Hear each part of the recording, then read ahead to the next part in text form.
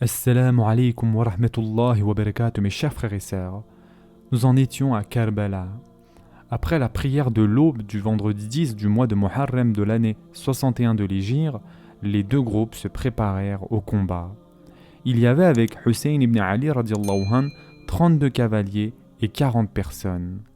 El-Hur ibn Yazid al-Tamimi et 30 de ses cavaliers rejoignirent les rangs d'El-Hussein radiallahu anh, après que celui-ci fit part de ses trois choix.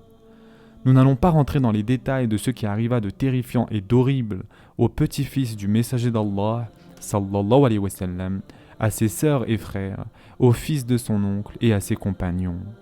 Le combat à Kerbala débuta.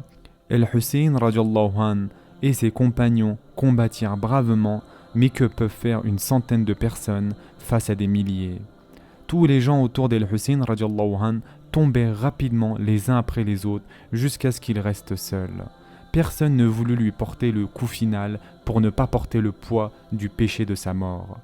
Un misérable lui porta un coup sur le crâne et le blessa grièvement, mais El-Hussein radiallahu anh se défendait toujours sans que personne n'ose s'approcher de lui.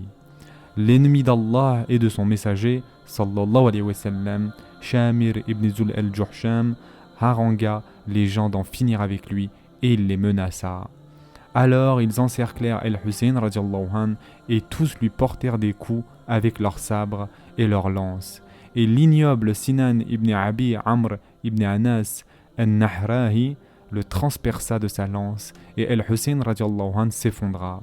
Sinan s'approcha de lui, l'égorgea avant de lui trancher la tête et de parader avec son trophée. Il y a plusieurs récits de ces événements, mais nous nous contenterons de ce que nous avons déjà dit. Il est dit que lorsque Hussein radiallahu anh fut submergé, Zaynab bint Ali bint Fatima Zahra, la sœur de Hassan et Hussein, regarda Omar ibn Saïd ibn Abi Waqqas radiallahu anh et lui dit: Ô Omar, tu as agréé qu'Abu Abdillah soit tué sous tes yeux. Alors il se mit à pleurer jusqu'à ce que les larmes mouillent sa barbe et détourna sa tête d'elle. On peut se demander pourquoi Omar ibn Saad radiallahu anh pleura après ces événements. Omar ibn Saad était un musulman qui connaissait les droits et le rang de Hussein ibn Ali radiallahu anh. Il savait qu'il serait chargé de son meurtre et qu'il n'a pas pu faire ce que son père, le grand compagnon Saad ibn Abi Waqqas radiallahu anh, fit lorsqu'il se tint à l'écart de la grande tribulation. Saad ibn Abi Waqqas radiallahu anh, le premier archer à avoir tiré une flèche pour l'islam, pour protéger le prophète sallallahu alayhi wa sallam. Omar ibn Saad est un Qurayshi Zuhri. Dès le moment où il arriva, Shamir chargé de n'accorder la sécurité qu'aux 4 enfants de Ali parce que leur mère était une Amiriya, il sut qu'il allait outrepasser les droits d'El-Hussein radiallahu anh pour ne pas perdre son poste. Mais en fait, il perdit tout. L'infâme Shamir voulut tuer Ali al-Asqar, ibn Hussein radiallahu anh. Son frère, Ali al-Akbar, avait été tué dans la bataille et Ali Zayn al-Abidin, ibn Hussein radiallahu anh, était tout jeune et malade, mais les gens l'empêchèrent. Puis Omar ibn Saad arriva et dit: Personne ne rentrera chez ces femmes et personne ne tuera cet enfant. Quiconque d'entre vous qui a pris quelque chose leur appartenant doit leur rendre. Le jeune enfant effrayé et malade lui dit: Puisses-tu être récompensé en bien? Allah m'a protégé de leur mal par ta parole. Les ennemis d'Allah voulaient le tuer. Quant à leur père El-Hussein radiallahu anh, avant de mourir, il invoqua Allah et dit: Ô grand Seigneur, dénombre-les, tue-les tous et ne laisse aucun d'entre eux en vie. El-Hussein radiallahu anh n'a pas qualifié ces gens de mécréants, mais ce sont des criminels. Lorsque El-Hussein radiallahu anh mourut, ils vinrent avec sa tête bénie avec l'infâme Sinan ibn Abi Amr, qui dit d'une voix élevée à Omar ibn Saad: J'ai tué le roi couvert, j'ai tué celui qui a les meilleurs pères et mères. Omar ibn Saad lui répondit: Es-tu fou? Si Abdullah ibn Ziyad entend cela, il te tuera. Le seul compagnon de Hussein radiallahu anh à avoir échappé au massacre fut Uqba ibn Siman, lorsqu'il leur dit qu'il n'était qu'un esclave au service de Riba bint Amru Qais al-Qalbiyya, la mère de Suqayna, la fille de Hussein radiallahu anh. Omar ibn Saad le relâcha car les Arabes ne tuaient pas les esclaves.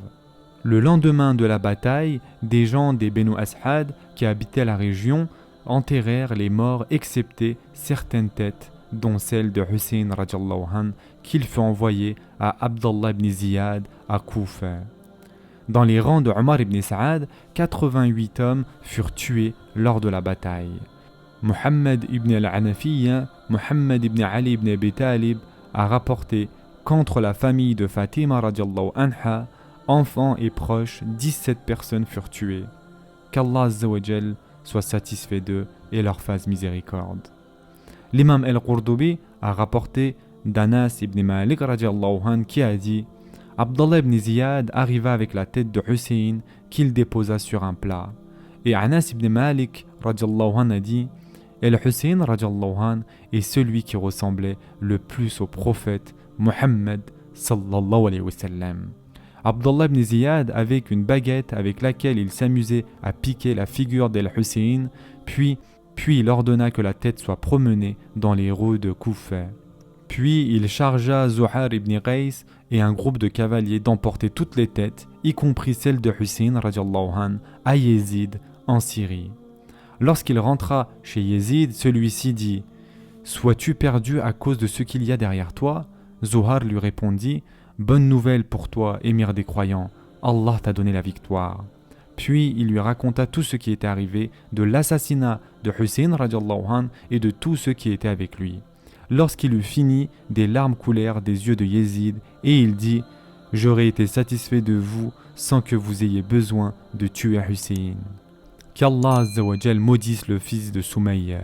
Par Allah, même si j'étais son ami, je ne lui aurais pas pardonné. Qu'Allah fasse miséricorde à El-Hussein radiallahu anh. Yézid n'offrit absolument rien aux messagers, ni même de l'eau à boire. Lorsqu'ils déposèrent les têtes devant lui, Yézid dit: Par Allah, si j'avais été ton ami, je ne t'aurais pas tué. Puis il cita une parole de Hussein ibn Humam: Nous sommes affligés car nous a quitté un homme qui nous est cher alors qu'il était désobéissant et injuste. Et enfin, aujourd'hui nous allons terminer avec le discours entre Abdallah ibn Ziyad et Ali ibn Hussein radiallahu anh. Après la mort d'El-Hussein radiallahu anh, après que les Benu As'ad eurent enterré les morts et après que Abdallah ibn Ziyad ait envoyé leur tête à Yézid, Omar ibn Saad s'appliqua à aider la famille d'El-Hussein radiallahu anh. Il les fit monter sur des palanquins et les accompagna de Kerbala à Koufa. L'abject ibn Ziyad les honora, dépensa pour eux et voulut tuer Ali ibn Hussein radiallahu anh, Ali Zayn al-Abidin ibn Hussein radiallahu anh, qui n'était qu'un jeune enfant, mais Allah Azza wa Jal le préserva de son mal. On peut se demander pourquoi cet infâme ibn Ziyad voulut tuer Ali ibn Hussein radiallahu anh. Parce que lorsque l'on questionna l'enfant sur ce nom, il répondit: Je suis Ali ibn al-Hussein. Allah va tuer Ali ibn Hussein, lui dit ibn Ziyad. L'enfant resta silencieux. Qu'as-tu à ne pas répondre, insista ibn Ziyad. Alors Ali ibn Hussein dit: Allah reçoit les âmes après leur mort, et nulle âme ne peut mourir qu'avec la permission d'Allah. Et en effet, ce petit enfant venait de réciter le verset 42 de la sourate Az-Zumar et le verset 145 de la sourate El-Imran. Ibn Ziyad se mit en colère à cause de la ferme réponse de cet enfant alors qu'il attendait une réponse craintive. Par Allah, tu fais partie d'eux. Puis Ibn Ziyad dit: Regardez-le, je jure que je le considère comme un adulte. Des gens soulevèrent les vêtements de l'enfant et confirmèrent: Oui, il est pubère. Tuez-le, dit Ibn Ziyad. Ali ibn Hussein radiallahu anh dit: Qui va s'occuper de ces femmes? Il n'y a pas un seul homme avec elles. Zaynab binti Hussein le prit dans ses bras et dit: Ô Ibn Ziyad, il te suffit de ce que tu nous as déjà fait. As-tu rêvé de notre sang et de tous nous tuer? Puis Ali lui dit: Ô Ibn Ziyad, s'il y a un lien familial entre toi et elle, envoie-leur un homme pieux qui les fait se retirer de manière islamique. On a rapporté qu'Ibn Ziyad les regarda pendant une longue durée de temps, puis il regarda les gens et dit: Combien cela paraît étrange pour celui qui a pitié. Par Allah, je suis persuadé qu'elle prendra sa défense si je te tue et qu'elle sera tuée avec lui. Relâchez-les et laissez l'enfant partir avec elle. Sans contester, cet enfant, Ali ibn al-Hussein radiallahu anh, fit preuve d'une extrême intelligence lorsqu'il dit devant l'assistance « S'il y a un lien familial entre toi et elle, envoie-leur un homme pieux qui les fait retirer chez elle de manière islamique. » Ibn Ziyad, après cette réponse, ne peut plus les tuer car de ce fait, il aurait prouvé aux gens de l'assistance qu'il n'était pas un Qurayshi. Ibn Ziyad ordonna de préparer leur départ pour la Syrie et d'enchaîner Ali ibn al-Hussein radiallahu anh. On va s'arrêter ici pour aujourd'hui. En attendant, prenez soin de vous mes chers frères et sœurs et à très prochainement, Inch'Allah.